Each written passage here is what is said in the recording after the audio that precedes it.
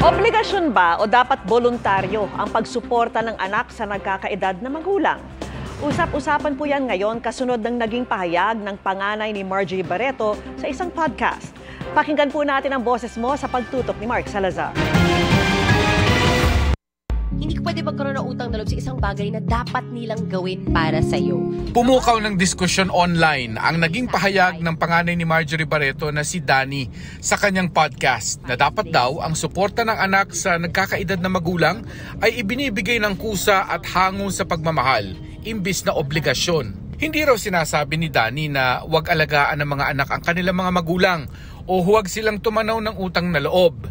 Pero mayroon daw kasing ilang magulang na nanggigil trip o di kaya'y nanunumbat para obligahin ng mga anak na tulungan sila. Pagdidiin ni Danny, Ang opinion ko po is that giving back should be voluntary, not obligatory. Feeling ko po kasi ang pagbigay sa magulang at giving back in general is because mahal mo yung mga magulang mo. You wanna spoil them.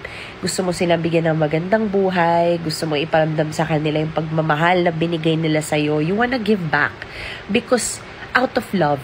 Hindi dahil sinumbat nila sa'yo lahat. parang wala namang debate doon. Sabi ng ilang kabataang nakausap namin. Parang balik tanaw lang sa mga ginawa nila para sa atin. Pero paano sa sitwasyong gusto mong suportahan ng iyong magulang pero wala kang kakayanan? 5 po kami magkakapatid pero hindi po ganun kalakihan yung sahod ni mama. Pinagkakasya niya pa rin po. So gumagawa po siya ng paraan para makuha po. So ganun din po yung gagawin po namin sa akin.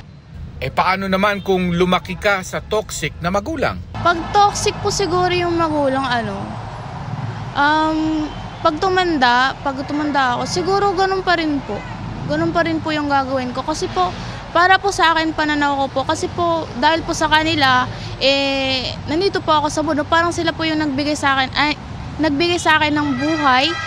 Matandang kultura na raw ng Pilipino ang utang na loob at pamilya muna bago ang iba. Ayon kay Dr. Gerald Abergos na isang sociologist. Nagiging issue lang naman talaga ang sustento sa magulang kung hirap din ang anak. For somebody na kakagraduate lang, starting pa lang, mukhang doon pa lang siya nagkakaroon ng pagkakataon sa sarili niya na iangat din mismo ang buhay niya.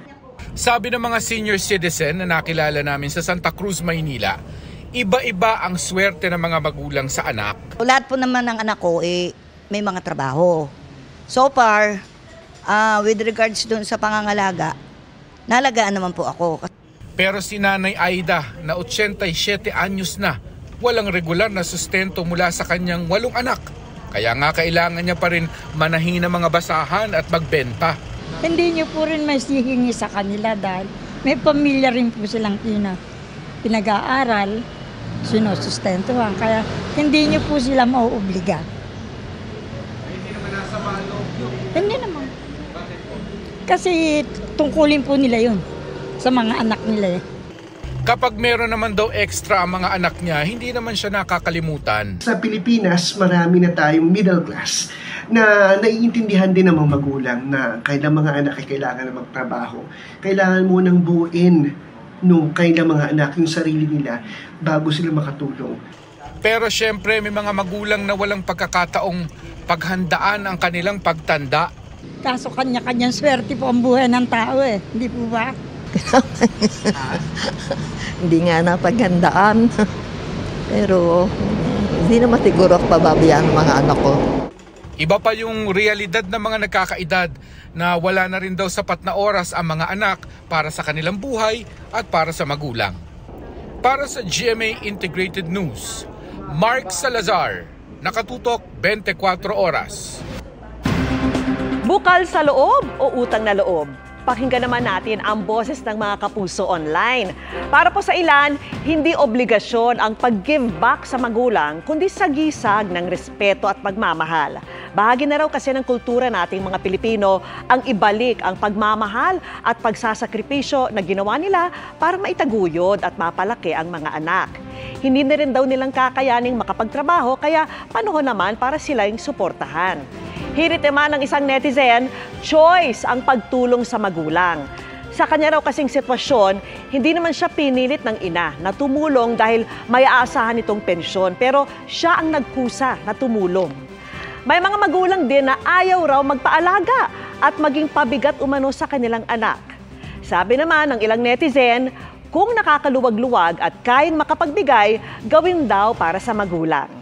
Paniwala naman ng ilan kung anong ginawa mo, siya ring babalik sa'yo.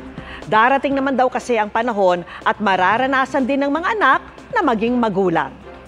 Mga kapuso, pwede mo ring iparinig ang boses mo sa social media accounts ng 24 Oras.